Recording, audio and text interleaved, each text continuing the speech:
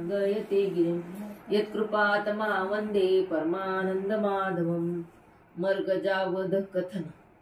एकुदी भक्तिजने पुसिले बाबा श्रीकृष्ण चक्रवर्तीची या वेणू नाव मर्ग, म्हणजे देवाच्या वेणू म्हणजे बासरी, तिचं नाव मर्गज। हे ऐसे कायसे या सर्वज्ञ म्हणितले श्रीकृष्ण चक्रवर्ती मर्गज दैत्य वधिला, तो वेळवाचिया कळंका माझी होता। ते या कळंकाचिया उपशखेचा श्रीकृष्ण चक्रवर्ती वेणू केला, म्हणून वेणूसी मर्गज ऐसे नाव झाले। मग भक्ती म्हणितले बाबा मर्गजू दैत्य श्रीकृष्ण चक्रवर्ती कैसा वधिला। सर्वज्ञ म्हणितले एक वेळ कंसे मर्गजा सुराती उभारुनी पाचारिले, आज्ञा पिले। मर्गज नावाचा राक्षस मर्गज। सर्वज्ञ म्हणितले त्याचं नाव कशामुळे पडलं? कशामुळे म्हणे वेळवाच्या कळंका, वेळुवाचं बन असते की नाही, राक्षस याच्यामध्ये नाही वाटत। हरिविजय सगळे नाहीत ना। मग वेळूच्या बनामध्ये वेळूच्या बनात होता तो त्याला मारलं। त्याच्या उपशाखेचा त्या वेळू जे होत्या ना, त्याच्या जे शाखा असतात की नाही, त्याचा देवानं ते ही केली बासरी, म्हणून त्याचं नाव। मग भक्ती पुसिले बाबा मर्गजा दैत्य श्रीकृष्ण चक्रवर्ती कैसा वधिला।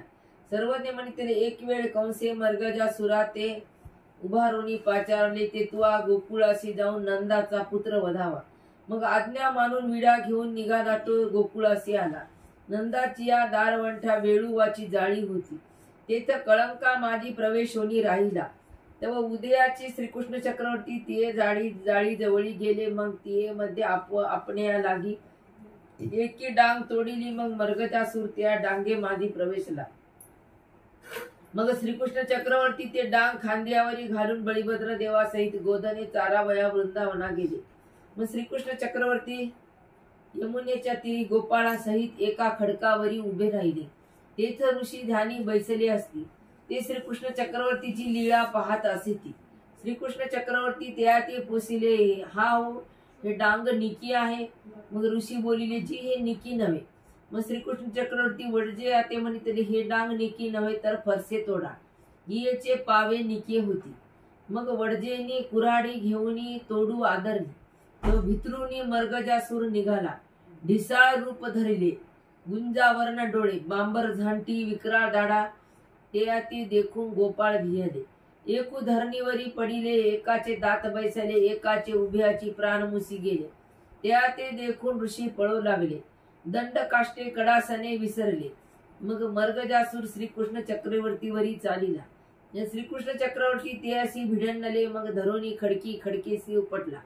मग ऋषी स्तवने करू लागले, गोपाळ कृपादृष्टी सावधे केले। मग गोकुळासी बीजे केले, हा वृत्तांत गोपाळी गोकुळी सांगितला। ते ऐकोनी विस्मो झाला। मग भक्ती पुसिले बाबा मर्गजासूर पूर्वी कवनु। सर्वज्ञ म्हणितले अंधतमा दीर्घतमा हे दोघे ऋषी होते, ते अशी महादेवाची भक्ती। ते दोघे महादेवाची पूजा करीती। एकदी अंधतमेनी महादेवाची या पूजे लागी जवादी आणली। तियेचा परिमळ, हे जवादू त्या दिवशी मी दिलेला म्हणजे दगंध, तिचा परिमळ दीर्घतमेनी नाकी लावून घेतला। इतकोनी अंधतमेनी म्हणितले, पूजा द्रव्य तुवा उच्चिष्ट केली, वास कशाला घेतला म्हणे, तरी तू जवादी मार्जारू होशील, ऐसा शाप दिनला। दीर्घतमे म्हणितले उपशाप कीजो, अंधतमेनी म्हणितले साता वरखा उपशाप होईल। मग दीर्घतमा जवादी मांजरू झाला, तो ऋतुध्वदाची या घराशी गेला। मग राये तयाशी लोहाचा पांजरा केला, पिंजरा म्हणजे तो पांजरा असे तयाची जवादी राहू आपल्या गुरुसी पाठवी। मग ते अशी साता वरखा उपशाप झाला। राव जवळ पांजरा उडून पाहे तव दिव्य देह ऋषी मांजरीचा ऋषी झाला। मग रायासी आश्चर्य, त्यानं त्याला शाप दिला ना की तू मांजर होशील। मग ते तिकडे गेला त्याच्या राजाच्या घरी, त्याने त्याला पिंजऱ्यात ठेवलं। तव दिव्य ऋषी बैसला असे। मग रायासी आश्चर्य झाले। मग राये ते असे पोशिले, तुम्ही कवन? अवघे पूर्व वृत्तांत सांगितले। मग राये लोहकार पाचारीला, ते या करवी लोहाचा पांढरा फोडविला, पांढरा फोडिता ऋषीच्या हाती किंकरे लागले. मग त्या लोहा करा ते शापिले. त्याला लागलं असं पिंजरा ते फोडताना.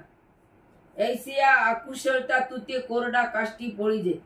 लोहकार म्हणते स्वामी मज का शापिले, मी या प्रयत्नेची पांढरा फोडीला.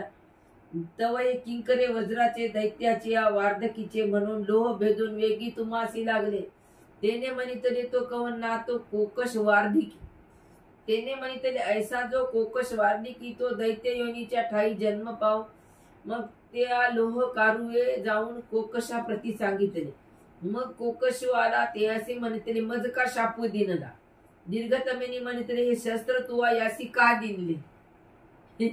मग कोकशे म्हणितले मज उपशाप की जो मा. दीर्घतमेनी म्हणितले आमचा चेंडू येथ आलासे त्या लागी आलो. तुम्ही काळियाच्या नाही. द्वापाराच्या अंती श्रीकृष्ण चक्रवर्ती चिनी श्रीकरे विरोधे मुक्ती पावसे. मग तो कोकशू दैत्य योनीच्या ठाई जन्मला. तेने मर्गजा सुरे आपण ते राहावे लागी. एळापुरीच्या दिढा गाऊ अंचिनी माने डोंगरू कोरीला. ती विवरी तो आपुलेनी परिवारेसी असे. तो दुर्मिळ दैत्याचा मित्र म्हणून कंसाची या घरा सहाय्या लागी गेला. स्टॉप कर.